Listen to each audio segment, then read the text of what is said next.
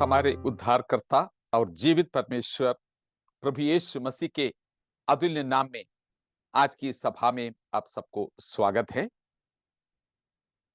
धर्म की प्रतिफल उसके दूसरे सेशन में आपको आज मैं लेके जाना चाहूंगा। पिछली बार कई बातें मैंने बताया, आज मुख्य फोकस इसी के ऊपर होगा। हमारा अंतिम प्रतिफल या इनाम क्या होगा। मसीही लोग हर जमाने में इस महान आशा को रखते थे, एक अंतिम प्रतिफल हमें मिलेगा और हर आंखें उस प्रतिफल के ऊपर लगी हैं। यह करना उचित बात है, क्योंकि प्रकाशित वाक्य उसका 20 अध्याय 6 से लेकर 15 पद तक जब हम पढ़ते हैं, वहां इस प्रकार से लिखा है। आप अपने बाइबल खोल के देख सकते हैं। किताबें खोला गया और कई किताबें हैं जिसके बारे में बताते हैं, और जीवन का पुस्तक वो भी खोला गया। वहां इस प्रकार से लिखा है कि जो मृतक है, पुस्तकों में जो लिखी हुई बात है उसके अनुसार उनका न्याय होते हैं और उनको फल प्रतिफल दिया जाता है। और यह भी उसके अंत में लिखा है कि जब कई पुस्तकें खोला गया, जो कोई जिसका नाम जीवन के पुस्तक में नहीं लिखी गई है, और वो आग की घुंड में डाला जाएगा करके वहां पे लिखा है। जो श्वेत सिंहासन की न्याय के बारे में ये बताते हैं, और ये जो न्याय की प्रक्रिया पूरी हो जाते हैं, उसके बाद धर्मी जन जो है वो अपनी प्रतिफल को पाएगा। उनको क्या मिलेगा, यह सुनते आपके दिल के धड़कन बढ़ रहे होंगे। जीवन भर मसीह पर आशा रखते हुए, विश्वास योग्यता के साथ अपने जीवन बिताए हुए विश्वासी वो सोच रहे होंगे कि मुझे क्या प्रतिफल मिलेगा। यह धर्मी और अधर्मी जो है, उनके न्याय करने में परमेश्वर कुछ खास तरीके को इस्तेमाल करते हैं। धर्मी का खासियत क्या है और उनके न्याय की तरीका क्या है, वो भी साफ वहां पे लिखा गया है। यह लिखा गया है कि धर्मी का खासियत यह है जिनका नाम जीवन के पुस्तक में लिखा गया। कई किताबें वहां पर थे, कितनी है हमें पता नहीं, गिनती तो नहीं दिया है। यह हो सकता है कि ऐसी किताबें हैं जहां पे उनके जीवन किस प्रकार से इस धरती का जीवन उन्होंने जिया, उसके बारे में कई बातें उसमें लिखी हुई होंगी।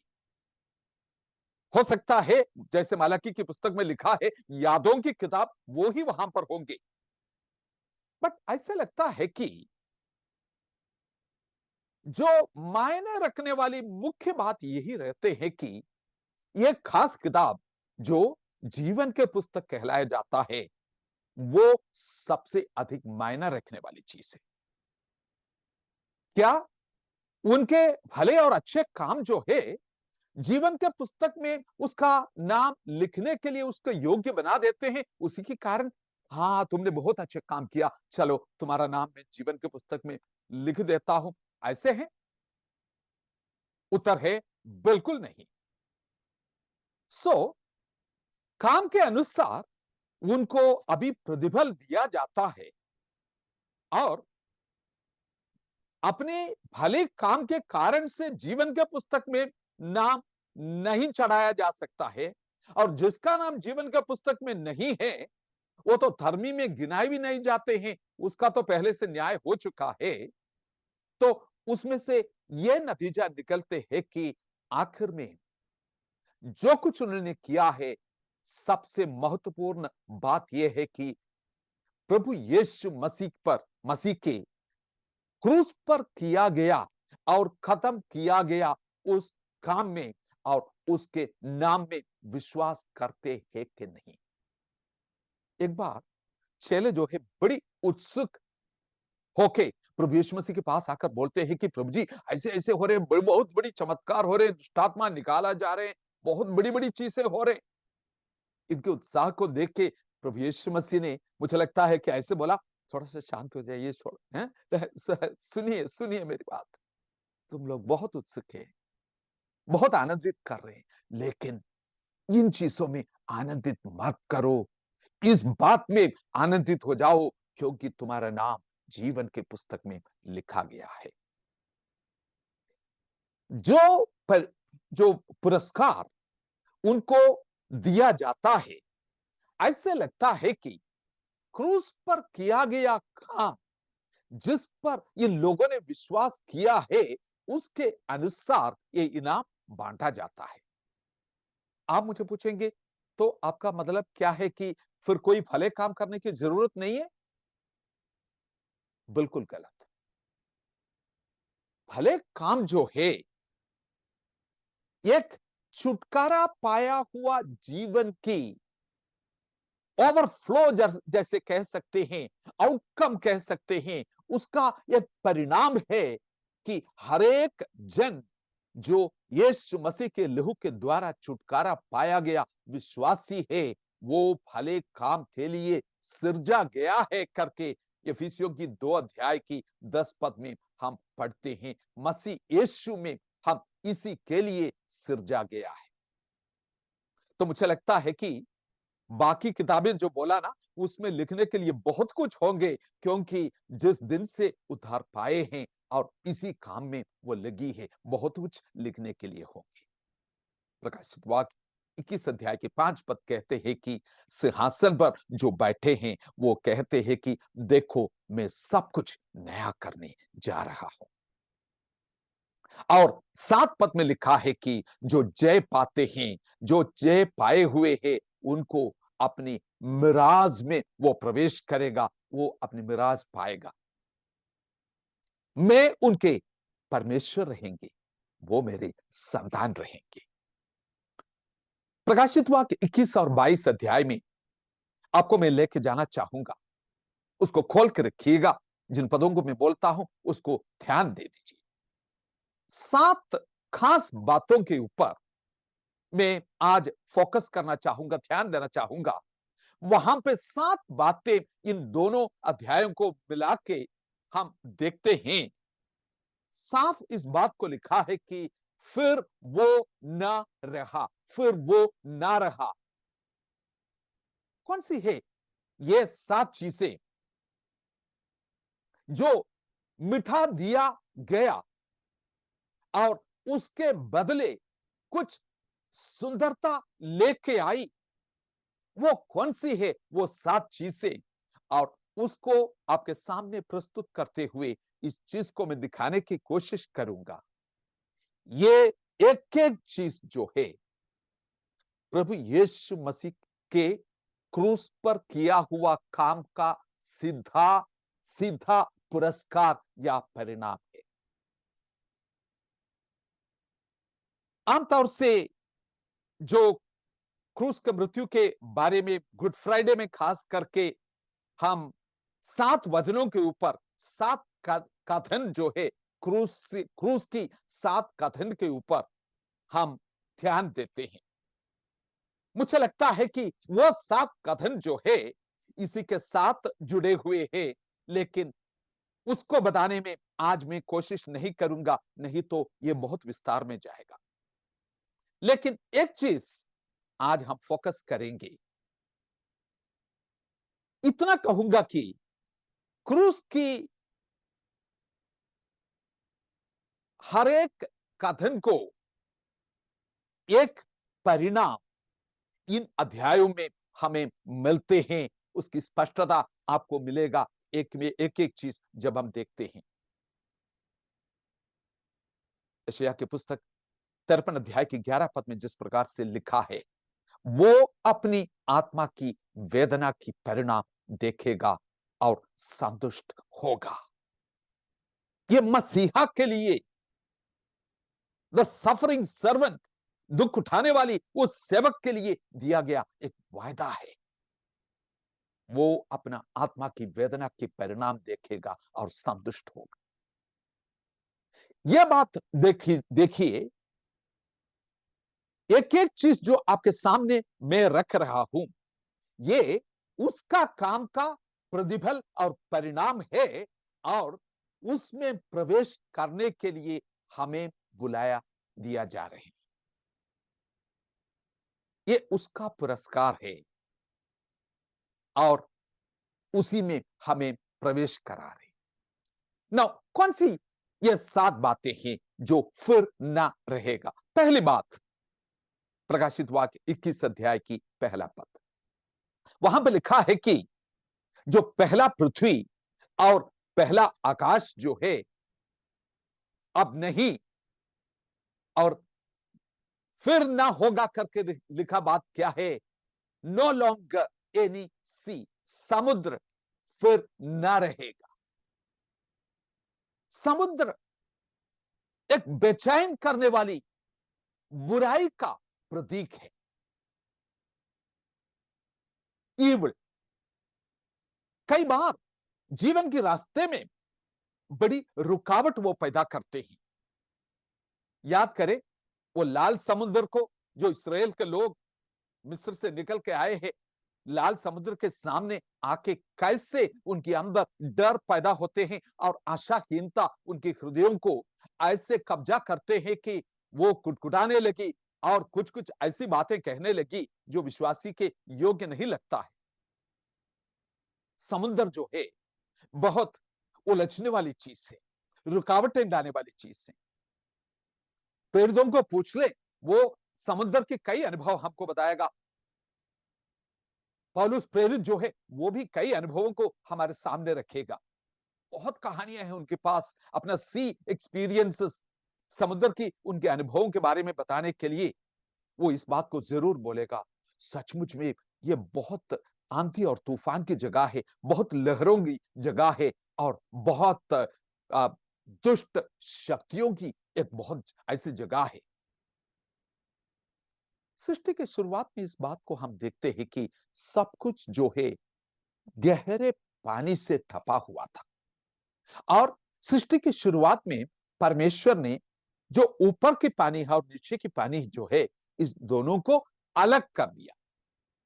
लेकिन युग के अंत में एक नई घोषणा, अब समुद्र ना रहा। अब समुद्र ना रहा तो उसके साथ साथ तूफान और लहर भी ना रहेगा। आपको डराने वाली तूफान और लहर और आंधी अब ना रहेगा। मेरे प्रियो, आपको मैं पूछना चाहूंगा, क्या आप कभी आंधी में फंसे, लहरों से उलझे और हारे हुए जीवन इसी के कारण से आया? निराश हुए हैं कभी इन आंधी और तूफानों की लहरों के कारण से? कितनी अद्भुत बात है और सुसमाचार है। वचन आपको चिल्लाकर आज कहना चाहते हैं, अब समुद्र ना रही। कोई भी व्यक्ति प्रभु यीशु मसीह में है, वो एक नई सृष्टि है। पुरानी बातें बीत गई हैं, कोई सब कुछ नया कर रहे हैं अभी। सचमुच में उनके लिए एक नया स्वर्ग और एक नया पृथ्वी वो दोबारा ताजा करके, नया करके सामने ला रहे हैं। सिंहासन पर बैठे हुए ये काम कर सकते हैं। ये मसीह के काम की आधार पर संभव हुआ। ये हमारे कामों की, हमारे धार्मिकता के अनुसार हमें मिलने वाली चीज नहीं है। ये उनका, उनके दुख उठाने की पुरस्कार है। दूसरी बात जो मैं आपके सामने रखना चाहूंगा, जो ना रहा करके फिर से कहते हैं, हर एक आंसू पोंछा गया, मृत्यु ना रहा। मृत्यु ना रहा और हर एक आंसू पोंछा गया। कितनी बड़ी प्रतिभा। मृत्यु जो है एक अलगाव की एक प्रतीक के रूप में आते हैं। मरियम और लाजरस की कहानी हम लोग जानते हैं। कितनी आश्वासन की बात थी मरियम के लिए। उनकी भाई मार्था और मरियम की भाई लाजरस जो है, जब उनका मृत्यु हुआ, और हम जानते हैं मेरी जब प्रभु यीशु मसीह के पास आते हैं, उनके कदमों पर गिर के आंसू बहाते हैं, और उसके आंसू को देखकर यीशु की आंखों में आंसू आते हैं। यीशु आंसू बहाया, लेकिन मरियम की आंसू पोंछने वाला प्रभु उनके पास एक आश्वासक के रूप में आते हैं और उसके भाई को मृतकों के बीच में से वो जिला उठाते हैं। दोनों बहनों के लिए बड़ी आश्वासन हो गई, उनकी आंसू पोंछा गया। जी उठाने के पहले यीशु ने आंसू तो बहाया उस भाई के लिए, लेकिन बातचीत करते हुए प्रभु ने बोला, पुनरुत्थान और जीवन मैं ही हूं। मार्ता, तुम सोचेंगे कि पुनरुत्थान उस दिन होगा, एक ऐसी घटना होगी, लेकिन मैं तुमको कहना चाहता हूं पुनरुत्थान ये दिन के बारे में नहीं है, ये घटना के बारे में नहीं है, मेरे बारे में है। मैं ही हूं पुनरुत्थान। पाप के द्वारा मृत्यु इस संसार में आया, एक की अनाज्ञाकारिता के कारण मृत्यु आया, वचन कहते हैं। लेकिन दूसरी आदम प्रभु यीशु मसीह की आज्ञाकारिता के कारण से मृत्यु के ऊपर वो जयवंत हुआ। आखिरी दुश्मन मृत्यु हरा दिया गया। पहला कुरिन्थियों 15 अध्याय उसकी 26 पद कहते हैं, अब मृत्यु ना रही, मृत्यु हरा दिया गया वो आखिरी दुश्मन। ये कितनी आश्वासन की बात है कि जो लोग जीवन भर मृत्यु की भय में रहते हैं, इब्रानियों के 2 अध्याय की 14 और 15 पद में जिस प्रकार से लिखा है, उनके लिए कितनी आश्वासन की बात है कि अब मृत्यु ना रही। प्रभु यीशु मसीह ने उस मृत्यु को हराया। अपनी स्वयं की मृत्यु के कारण से मृत्यु के ऊपर जय पाके उसके ऊपर वो छुटकारा दिया, मृत्यु को उसने हरा दिया। ये बात मत भूलिए, वो सबके लिए मृत्यु को स्वाद चखा, मृत्यु को अनुभव किया, इसलिए वो कह सकते हैं अब मृत्यु ना रही। ये किसका प्रतिफल है? एक क्रूस का सीधा परिणाम है। इसमें हम प्रवेश करते हैं, इस प्रतिफल को प्राप्त करते हैं। तीसरी बात, प्रकाशित वाक्य 21 अध्याय के 4 पद, अब विलाप, रोना और दर्द ना रहा। विलाप करना, रोना, दर्द ना रहा। मेरे प्रियो, विश्व भर में परमेश्वर के लोग किस प्रकार से आज विलाप कर रहे हैं। प्रभु यीशु मसीह की शरीर जो कलीसिया है, दर्द में से होकर, संघर्ष में से होकर, पीड़ाओं में से होकर विश्व भर में चल रही है। एक दुश्मनी संसार में जो प्रभु यीशु मसीह से नफरत करते हैं, उनके बीच में रहते हुए कई बार उनको इन दुखों में से, पीड़ाओं में से होकर निकलना पड़ते हैं। लेकिन कितनी आश्वासन की बात है, आनंद की बात है, अब विलाप, रोना, आंसू ना रही, यह पीड़ा ना रही।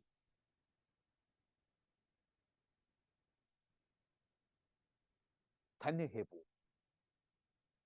जो विलाप करते हैं आज, क्योंकि वो आश्वासन पाएगा। वो आश्वासक हमारे साथ है।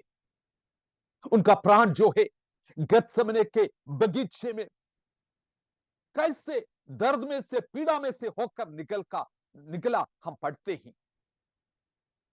कलवारी के क्रूस पर उसने दुख उठाया और चिल्ला चिल्ला कर रोया, इलोय इलो इलोय लम्मा शबक्तानी, मेरे परमेश्वर, मेरे परमेश्वर, आपने मुझे क्यों त्याग दिया, उन्होंने चिल्लाया। लेकिन इन सब बुराइयों के ऊपर वो काबू पाई। अब रोना ना रही, हम उसके प्रतिफल में भागीदार हुए। चौथी बात, अब मंदिर ना रही। प्रकाशित वाक्य 21 अध्याय की 22 पद। जो यरूशलेम की लोग जो है, वहां पे जो मंदिर है इस्राएल के लोगों के लिए एक ऐसे प्रतीक था, आनंद की, आशा की, वायदे की, एक ऐसे प्रतीक था ये मंदिर। लेकिन वचन इस प्रकार से कहते हैं कि मनुष्य के हाथ से बनाए हुए जो मंदिर है एक समय के लिए है, लेकिन सर्वोच्च परमेश्वर उस मंदिर में वास नहीं करता। सर्वशक्तिमान परमेश्वर और मेमना असली मंदिर करके निकल के आते हैं। वाजे के तंबू जो है थोड़ी समय के लिए था, लेकिन वो हटा दिया जाता है। नए स्वर्ग और नए पृथ्वी में अब धर्म का कोई दृश्य प्रतीक नहीं रहेगा, अब वो ना रही। परमेश्वर अपने लोगों के बीच में डेरा किया है, परमेश्वर अपने लोगों के बीच में वास करते हैं।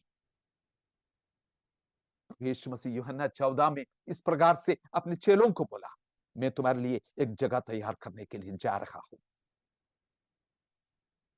और हम 14 अध्याय की 23 पद में इस प्रकार से पढ़ते हैं कि मैं और पिता दोनों आके तुम्हारे अंदर अपनी वासस्थान लेंगे।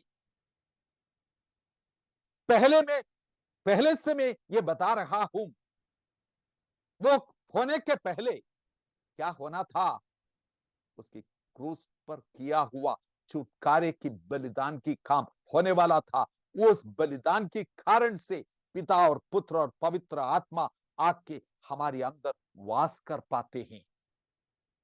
हम परमेश्वर के मंदिर है, हम उसमें वास करते हैं और वो हम में वास करते हैं।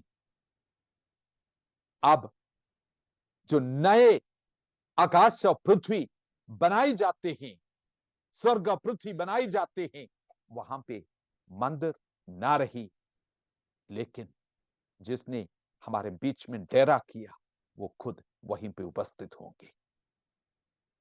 पांचवी बात, प्रकाशित वाक्य की 21 अध्याय 27 पद, वहां लिखा है कि नए यरूशलेम में कोई पापी या अशुद्ध नहीं प्रवेश करेगा, सिर्फ जिसका नाम जीवन के पुस्तक में लिखी गई है और मेमने के लहू से धुले हुए हैं और पवित्र बनाए गए हैं, वही उस पवित्र नगर में प्रवेश करेगा और कोई भी पापी या अशुद्ध वहां प्रवेश नहीं कर सकते। उसका एक झलक हमें दिखाई देते हैं दूसरा कुरिन्थियों 6 अध्याय उसका 17 और 18 पद में। वहां पे कहते हैं कि तुम अलग हो जाओ, कोई भी अपवित्र वस्तु ना छुओ, तब मैं तुम्हारे बीच में चला फिरा करूंगा, तुम मेरे जन होंगे, मैं तुम्हारे परमेश्वर रहेंगे। और आगे कहते हैं कि मैं तुम्हें अपने भवन में स्वीकार करूंगा, तुम मेरे पुत्र और पुत्रियां रहेंगे। क्या कह रहे हैं? एक पिता के संबंध वो हमें स्वीकार कर रहे हैं, हमारे साथ संबंध रख रहे हैं और हम में आनंदित हो रहे हैं। यह उस चीज की एक झलक है जो नगर की वो तैयारी कर रहे हैं, उस नगर की खासियत पवित्रता है। पाप जो है हमारे हमेशा के लिए मिटा दिया गया। इसका सिर्फ उसका लहू जो कलवरी के क्रूस पर बहाया गया, वो ही हमें पवित्र करते हैं। बर्फ की नाई, बर्फ की समान श्वेत हमें बनाते हैं। पुत्र और पुत्रियां एक समय उनसे जो दूर हो गई हैं, उनको घर वापस लौट के आया है, असली घर वापसी। पिता उसमें मगन होते हैं। ये सचमुच में उनका काम का प्रतिफल है, लेकिन हमें मिल रहे हैं। छठवीं बात, प्रकाशित वाक्य 22:3, अब कोई श्राप ना रहा, कोई श्राप ना रहा। परमेश्वर के सिंहासन और मेमना उनके बीच में है। अपनी दास लोग उनकी सेवा करेंगे। पहले बगीचे में, एदन की वाटिका में पाप के कारण से श्राप आया। सौंदर्य और सौहार्द की उसके ऊपर बहुत प्रभाव पड़ा। यह सब कुछ टूटा फूटा हो गया, सुंदर संबंधों को तोड़ा गया और परमेश्वर की उपस्थिति से अलग भी हो गया। श्राप की असर सारे सृष्टि के ऊपर पड़ी और उसी के कारण से सृष्टि के ऊपर भी वो श्राप आ गई। लेकिन ये श्राप से कैसे हम छुटकारा पाई? गलातियों 3:13 कहते हैं कि वो हमारे लिए श्राप बन गया। क्रूस पर चढ़ाए हुए व्यक्ति श्रापित है वो। दूसरा कुरिन्थियों 5:21 भी कहते हैं कि जो पाप से अज्ञात था वो हमारे लिए पाप बन गया, ताकि हम उसमें परमेश्वर की धार्मिकता बन जाए। अगर एक व्यक्ति प्रभु यीशु मसीह में है, उसके ऊपर दंड की आज्ञा फिर ना रही। असली सुंदरता को पुनः स्थापित करते हैं। ये कैसे हो पाई? यह सुंदरता फिर से कैसे वापस लौट के आया? उसके क्रूस पर किए हुए काम के द्वारा हम इसका प्रतिफल उनको मिला और वो प्रतिफल में हम शामिल हो रहे हैं। सातवीं बात, प्रकाशित वाक्य 22:5, अब रात ना रही। कई लोग रात से डरते हैं ना, अंधकार से डरते हैं ना, रात को बाहर नहीं जाना चाहता। रात को ऐसे लगता है कि हर जगह शेर है। और इस रात में वो कहते हैं कि एक बड़ी घोषणा, अब रात ना रही, आनंदित रहो, क्योंकि वहां पे कोई दीपक का जरूरत भी नहीं है, सूरज का भी जरूरत नहीं है। सूरज की रोशनी, चंद्रमा की रोशनी की अब जरूरत नहीं है, क्योंकि परमेश्वर की मेमना खुद उस शहर को चमकाएगा। उनकी महिमा से वो शहर चमकेगा। वचन में इस प्रकार से हम पढ़ते हैं कि गहरी अंधकार, सृष्टि के शुरुआत में सब कुछ गहरी अंधकार से शुरू होते हैं। एक ऐसी अंधकार की हालत से शुरू होते हैं। उस अंधकार के बीच में परमेश्वर कहते हैं, उज्ज्वला उजियाला हो जाए, उजियाला हो जाए। और यही चीज जो है, जब एक पापी परमेश्वर के पास आते हैं, यीशु मसीह की पहचान में आते हैं, जैसे यशायाह की पुस्तक उसके 9 अध्याय में लिखा है, जो लोग अंधकार में रहते थे उन्होंने बड़ी रोशनी देखी। यशायाह 7 अध्याय की 2 से 5 पद जब पढ़ के देखते हैं, उधर भी इसके बारे में बयान है कि घोर अंधकार पृथ्वी के ऊपर छा गई।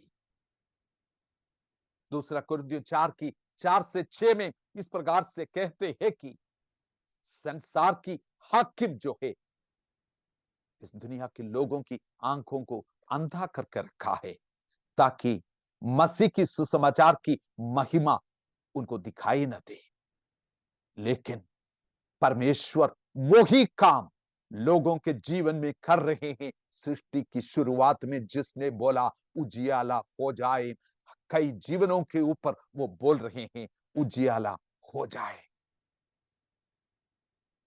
और वो उजियाला जब अंदर आ जाते हैं, अंदरूनी आत्मिक आंखें चमकने लगती हैं। हम इस बात को भी देखते हैं कि यीशु मसीह उसके क्रूसीकरण के समय घोर अंधकार से सारे पृथ्वी छा गई। यीशु दुनिया की रोशनी हमारे दिलों में आज चमकते हैं, क्योंकि अंधकार मिट गई है, उजियाला हो गई है। लेकिन उसका संपूर्ण स्वरूप जो है तब दिखेगा जब रात है ही नहीं, एक पूर्ण प्रतिफल उसके क्रूस पर किया हुआ काम का प्रतिफल। अंधकार मिट गई, अब रात ना रहा, हमेशा के लिए अंधकार मिटा दिया जाता है। प्रभु यीशु मसीह ने बोला, मैं जगत की ज्योति हूं। अंधकार के ऊपर काबू करने वाला वही है। क्रूस पर अंधकार की ऊपर उसने काबू पाया। मेमना खुद जो है वो दीपक उस शहर के लिए बन जाते। मेरे प्रियो, इन 7 बातों के ऊपर फिर से आप ध्यान दें। क्या इस बात के ऊपर आपने ध्यान दिया कि जो चीजों के बारे में बताते हैं बार बार, अब ना रही, अब ना रहा, और उसमें से कुछ सिद्ध बात अदल बदल के आ गया, और बड़ी सुंदर चीज से उनमें से एक चीज जो है, यह उनका पुरस्कार है कि हम नई विश्व व्यवस्था में भाग ले रहे हैं। और ये हमारा पुरस्कार नहीं, हमारे कामों की प्रतिफल नहीं, उनका पुरस्कार हमें मिल रहे हैं, उसके काम के प्रतिफल हम पा रहे हैं। ये सारे प्रतिफल पाने के बाद क्या आप आशा करते हैं और प्रतिफल, और क्या मिलेगा, और क्या मिलेगा? क्या दुल्हन विक्ट्री स्टैंड पर चढ़ने के लिए चाहते हैं और ट्रॉफियां अपने हाथ में उठाने के लिए चाहते हैं, या कई मुकुटों को प्राप्त करके उसे अपने सिर पर पहनना चाहते हैं और चारों ओर परेड करना चाहते हैं? यही दुल्हन का विचार है। मैं पूछना चाहूंगा, आखिरकार ये किसका जीत है मेरे प्रियो? प्रकाशित वाक्य 21 अध्याय की 21 पद इस प्रकार से जरूर कहते हैं। आप पूछेंगे, क्या आपने शहर की सोने की सड़कों के बारे में नहीं पढ़ा है? हां जी, मैंने पढ़ा है। और आप सोच रहे हैं उस सोने की सड़कों की जो शहर है, और सड़कों के दोनों तरफ बड़े बड़े सोने की इमारतों को, जो बड़ी सुंदर और कीमती पत्थरों से बनी हुई इमारतों को भी आपको दिखाई देते हैं, वजन वो नहीं कह रहे हैं। क्या दुल्हन इसी इनाम की तलाश में है? दिल से पूछ ले ये सवाल। आप प्रभु यीशु मसीह की दुल्हन है, क्या इसी इनाम की तलाश में है वो? सोने की सड़कें और बड़ी बड़ी इमारतें? मेरे प्रियो, जो असली दुल्हन है वो अपने दूल्हे के लिए श्रृंगार की है दुल्हन है। मेमने के लहू से धुली श्वेत वस्त्र से वो आभूषित है। दूल्हे के आभूषण को देखो। प्रकाशित वाक्य 19 अध्याय के 13 पद में वो कहते हैं, दूल्हा क्या पहने हैं? लहू से छिटका हुआ वस्त्र पहने हुए एक दूल्हे निकल के आते हैं, लेकिन दुल्हन जो है महिमा अपनी यीशु मसीह की लहू से धुली हुई श्वेत वस्त्र पहन के आभूषित होके श्रृंगार करके अपनी दूल्हे के लिए इंतजार करके तैयार है। लेकिन दूल्हे लहू के छिड़का हुआ वस्त्र क्यों पहने हैं? यशायाह की पुस्तक 63 अध्याय 1 से लेकर 5 पद तक जब हम पढ़ते हैं, उसके जवाब वहां मिलते हैं। वो कहते हैं कि बड़ी युद्ध को जीतकर जो उन्होंने हासिल किया, अपनी जीत को दुल्हन के कदमों पर वो अर्पण करते हैं। वो इसके लिए वो दुल्हन काबिल नहीं है। एक दाग के कुंड को वो खुद अकेला पीसा है और उसकी दाहिनी हाथ इस विजय को प्राप्त किया है, और उस विजय को अपनी दुल्हन को वो देते हैं। इसलिए वो घमंड नहीं कर सकते हैं। ये उनका, मेरे दूल्हे का जीत है। वो अपना प्रतिफल अपने दूल्हे को देते हैं। वो कितना आनंदित होंगे, मगन होंगे, चिल्ला उठेंगे। हमारी धार्मिकता फटे चितड़े वस्त्रों के समान है।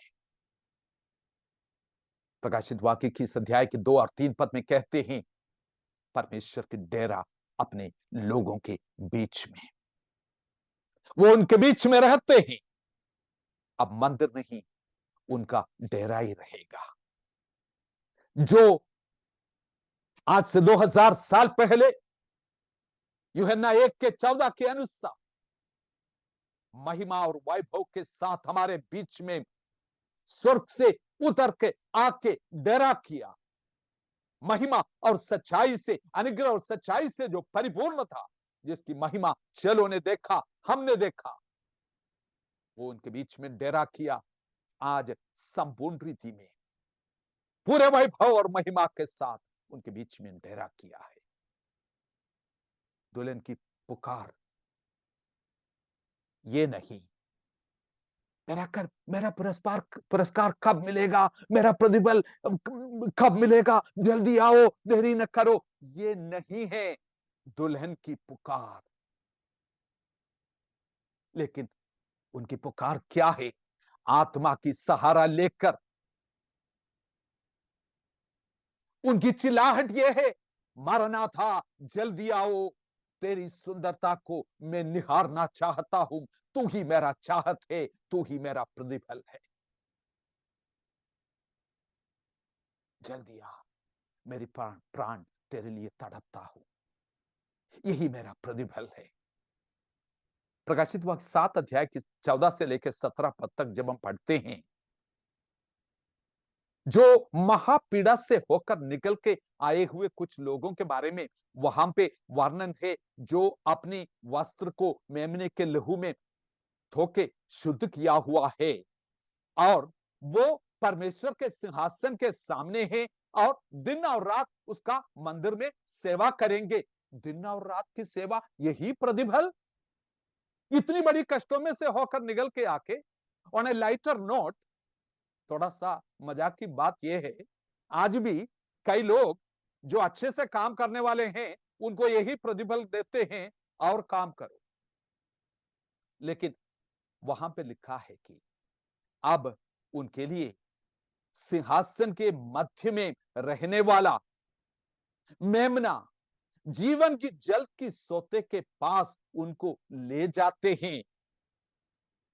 अब उनको भूखमरी होने की जरूरत नहीं है।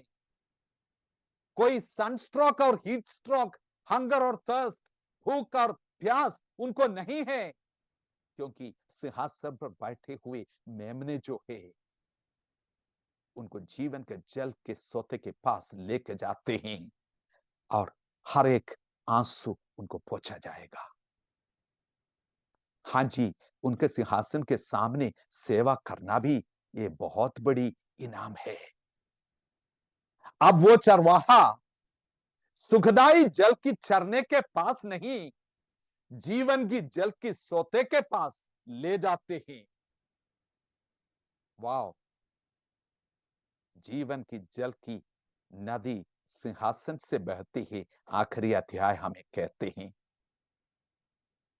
सचमुच में ये प्रतिफल योग्य है। आखिर में इसको समाप्त करते हुए मैं ये बात कहना चाहूंगा, सही प्रतिफल देने वाला परमेश्वर है, जो उनसे प्रेम करते हैं और उनकी सेवा करते हैं, उनके लिए एक सही प्रतिफल है।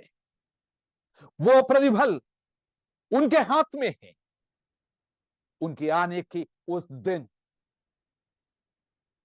जो प्रतिफल बांटने वाला उस दिन, किसी भी चीज को भूल नहीं जाएगा, कमी नहीं होगा, प्रतिफल दिया जाएगा। इस संसार में रहते हुए कई बार उस प्रतिफल की कुछ झलक हमें दिखाई देंगे। कष्टों के बीच में सेवा में वो आनंद देते हैं, एक झलक हमें दिखाई देते हैं। अगर उनके क्रूस पर किया हुआ काम के द्वारा प्रतिफल उनको मिला था, वो हमारे साथ बांट रहे हैं, ये संपूर्ण तस्वीर को नहीं देखेगा तो प्रतिफल के बारे में एक निम्न किस्म की स्तर की एक आशा करते हुए हम जिएंगे। उनके साथ रहना ही सबसे बड़ी आनंद है। उनको जानना ही हमारा बड़ी प्रतिफल है। वो खुद हमारा प्रतिफल है। उसके वारिश होके सहभागी होना, संगी वारिश होना प्रभु यीशु मसीह के साथ, यही हमारा सौभाग्य है, ये हमारा विरासत है। स्टुअर्ट टाउनएंड करके एक परमेश्वर के महान दास ने एक सुंदर गीत लिखा है, परमेश्वर की पिता की गहरे प्यार के बारे में। उसमें इस प्रकार से एक स्टैंजा वो कहते हैं, मुझे उसके पुरस्कार से लाभ क्यों नहीं मिलना चाहिए? उसके पुरस्कार मुझे कैसे मिलना चाहिए? क्यों मिलना चाहिए? उसमें मेरा लाभ मैं उत्तर नहीं दे सकता, लेकिन यह मैं यकीन के साथ, पूरे दिल के साथ यह मैं जानता हूं, उसकी खावों ने मेरी फिरौती चुका दी है। उसके खावों ने मेरी फिरौती चुका दी है। उसके पुरस्कार से लाभ मुझे क्यों मिलना है? मैं उसके योग्य नहीं हूं, लेकिन यह मैं यकीन से जानता हूं, उसके खावों से मेरी फिरौती हो चुका है। सचमुच में एक बड़ी मिराज मेरे पास है। प्रभु यीशु मसीह के साथ मैं संगी बारिश हूं, मैं उसमें संतृप्त हूं। यही है जिस प्रतिफल की मैं इंतजार कर रहा हूं। यह मुकुट या सोने की इमारत नहीं, उसके लिए नहीं इंतजार कर रहा हूं। मेरे साथ मिलके यह कहने की हिम्मत है आपको, मेरे प्रियो, हर मुकुट जो वो वायदा किया है, उसकी वायदे जो चीज हमें हमारे साथ उन्होंने किया है, हर एक मुकुट जो वायदा करते हैं, वो जो उसने वायदा किया उसकी एक परिपूर्णता है। इसको मैं थोड़ा सा स्पष्ट करने की समय होता तो अच्छा था। उसने वायदा किया, मैं भरपूर जीवन तुम्हें देता हूं। जीवन का मुकुट क्या है? भरपूर जीवन है। धार्मिकता का मुकुट क्या है? संपूर्ण धार्मिकता में प्रवेश करना है। महिमा के मुकुट क्या है? उसकी महिमा में शामिल होना है। अविनाशी मुकुट क्या है? उस अविनाशी परमेश्वर की संतान होकर हमेशा हमेशा उनके साथ जीना है।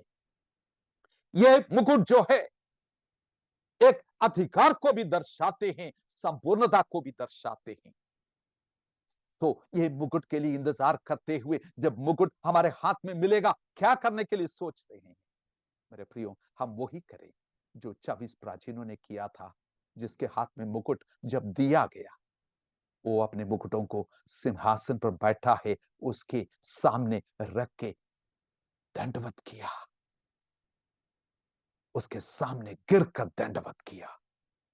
हर एक मुकुट जो हमें मिलते हैं उसके कदमों पर रखने के लिए हैं। जेम्स डॉबसन करके एक परमेश्वर के दास ने इस प्रकार से बोला, यदि आप लंबे समय तक जीवित रहे तो पृथ्वी पर प्रत्येक ट्रॉफी को कूड़ेदान में अपना उचित स्थान प्राप्त करके हुए आप देखेगा। जो मुकुट संसार देते हैं एक दिन वो कूड़ेदान में अपने उचित स्थान को प्राप्त करेगा। मेरे प्रियो, यीशु के लहू से खरीदे हुए संतान, प्रतिफल की कम आशा मत रखें। संसार की प्रतिफल की तरीके को न अपनाएं। एक बड़ी प्रतिफल की सपना देखें। जो कुछ उन्होंने हासिल किया है उसमें मैं शामिल होने जा रहा हूं। उसने जो वादा किया उसके भरपूरी में मैं प्रवेश करने के लिए जा रहा हूं।